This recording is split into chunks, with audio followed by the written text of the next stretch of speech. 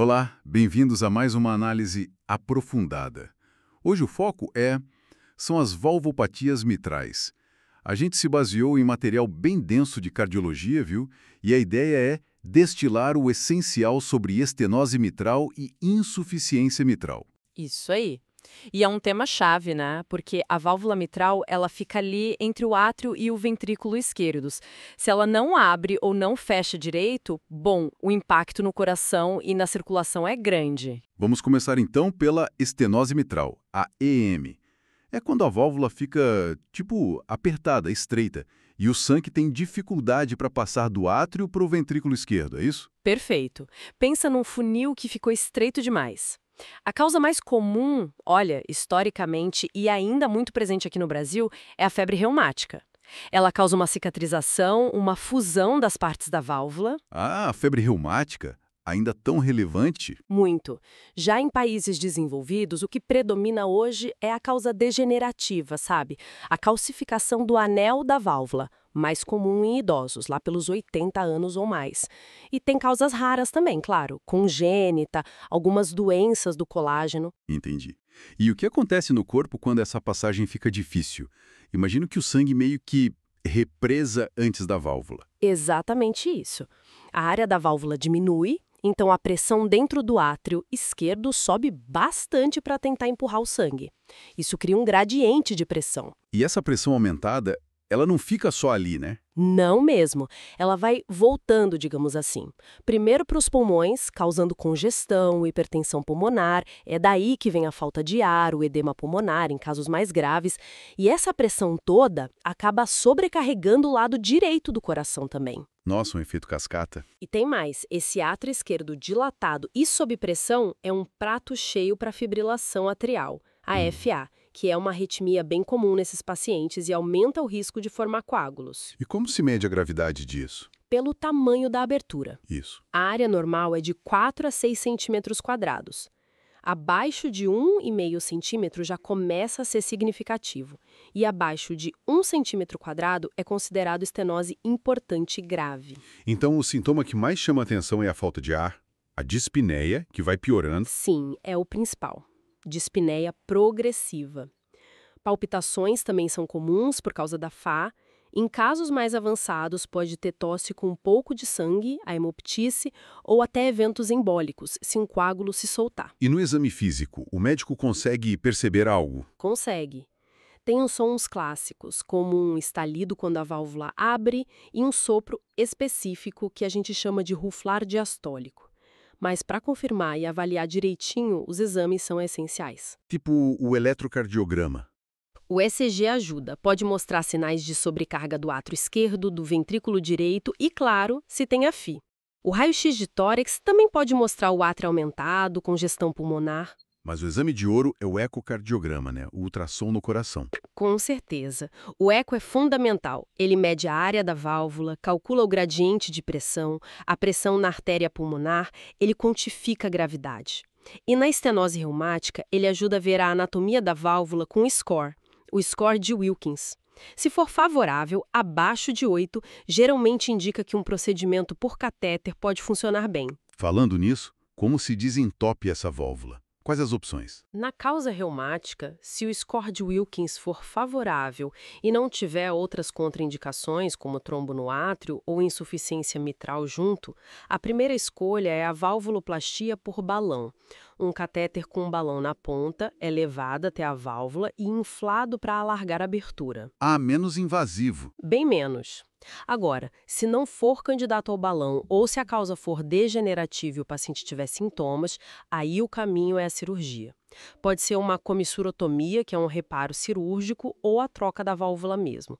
E para casos degenerativos de alto risco, estão pesquisando o implante por catéter, tipo o TAV, mas ainda é mais experimental para estenose. Entendido sobre a estenose. Agora vamos para o outro lado da moeda. A insuficiência mitral, a IM, é quando a válvula não fecha direito e o sangue vaza de volta. Exatamente. Durante a contração do ventrículo esquerdo, a sístole, parte do sangue que deveria ir para o corpo todo acaba voltando para o átrio esquerdo. É um refluxo. Isso deve sobrecarregar um coração também, né? E como? causa uma sobrecarga de volume tanto no átrio quanto no ventrículo esquerdo. O coração recebe o sangue que vem normal dos pulmões, mais aquele que vazou de volta. E quais são as causas mais comuns para essa falha na vedação? Olha, aqui no Brasil, a febre reumática ainda é uma causa bem importante, tá? Principalmente em gente mais jovem. Mas outra causa muito comum, talvez a mais comum em países desenvolvidos e em pessoas de meia idade para cima, é o prolapso da válvula mitral. Prolapso. É quando a válvula fica meio frouxa. Isso, uma parte dela, um folheto, se abaula para dentro do átrio durante a contração. Pode ser desde algo leve até um prolapso mais significativo, que causa insuficiência importante. A endocardite, que é a infecção da válvula, também pode destruir o tecido e causar IEM aguda ou crônica. Doenças como Marfan também. E o coração lida com esse volume extra. Ele tenta se adaptar, imagino. Tenta, sim. No começo, ele dilata as câmaras, o átrio e o ventrículo esquerdos aumentam para acomodar mais sangue. E a força de contração, a fração de ejeção, pode até ficar normal ou um pouco aumentada. É a chamada fase compensada. O paciente pode ficar anos sem sintomas ou com sintomas leves. Mas essa compensação não dura para sempre, né? Não. A longo prazo, essa sobrecarga de volume constante acaba levando à lesão das células musculares do coração. O ventrículo vai cansando, a força de bombeamento começa a cair de verdade e aí sim a pessoa desenvolve sintomas claros de insuficiência cardíaca. Cansaço fácil, falta de ar até em repouso, inchaço nas pernas. É a fase descompensada. E essa fase que a gente quer evitar chegar, né? Exatamente. O ideal é intervir antes que o dano no músculo seja muito grande. E como se detecta a gravidade e o momento certo? Os exames são parecidos com os da estenose? A base, sim. O ECG pode mostrar sobrecarga das câmaras esquerdas, arritmias como a FA, que na IM também é um sinal de pior prognóstico. O raio-x mostra o coração aumentado. Mas, de novo, o ecocardiograma é a peça central. O que o eco mostra de tão importante na EM? Ele confirma o refluxo, claro, mas ele quantifica. Mede o volume que volta, a fração regurgitante, a largura do jato na origem, a vena contracta.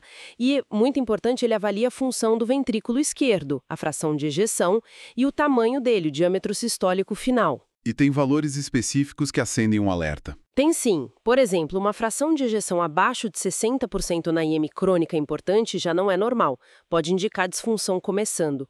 Um diâmetro sistólico do VE acima de 40 ou 45 milímetros também é sinal de alerta. E a pressão pulmonar alta, acima de 50 milímetros de mercúrio, também indica gravidade. São esses parâmetros, junto com os sintomas, que guiam a decisão de operar. Certo. E para corrigir essa válvula que vaza, quais as opções? O tratamento de escolha, sempre que tecnicamente possível, é a plástica da válvula mitral, ou seja, o reparo da válvula nativa do paciente. Isso é especialmente verdade nos casos de prolapso de um segmento específico da válvula, onde os resultados da plástica costumam ser excelentes e mais duradouros que a troca. Preservar a válvula original é melhor, então. Geralmente sim, mantém uma geometria mais natural para o ventrículo.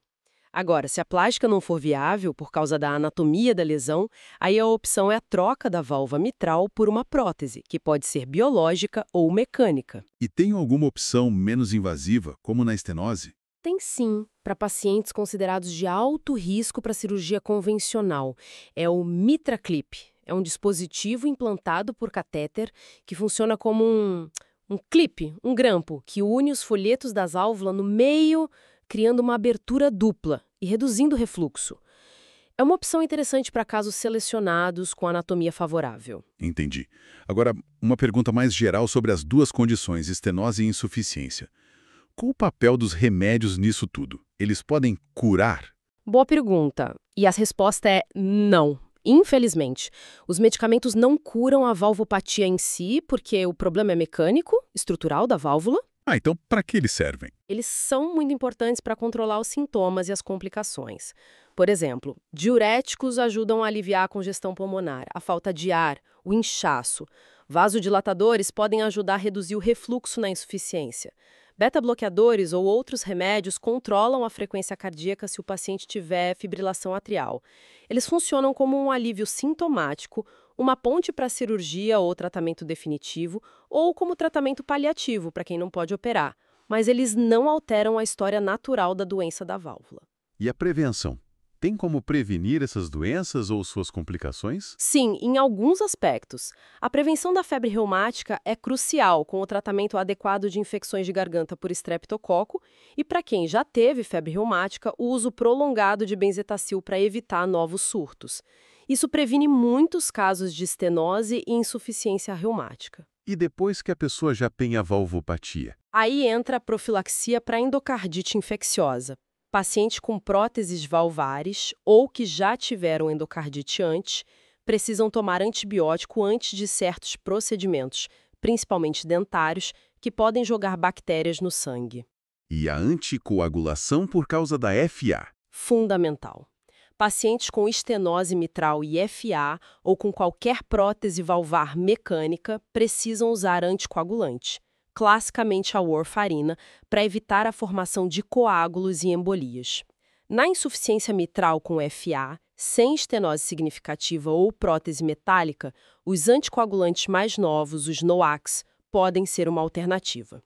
E mesmo sem FA, se houver um trombo no átrio, ou se o paciente já teve embolia, ou se o átrio esquerdo for muito grande, a anticoagulação pode ser considerada. Ok, então, para a gente fechar o raciocínio.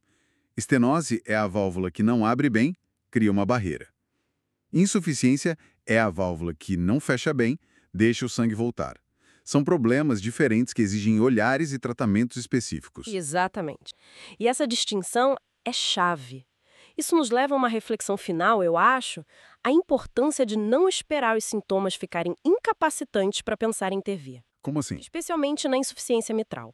O eco nos dá sinais precoces de que o coração está começando a sofrer, como aquela queda sutil da fração de ejeção que parece normal, mas não é para aquele contexto, ou o aumento do tamanho do ventrículo.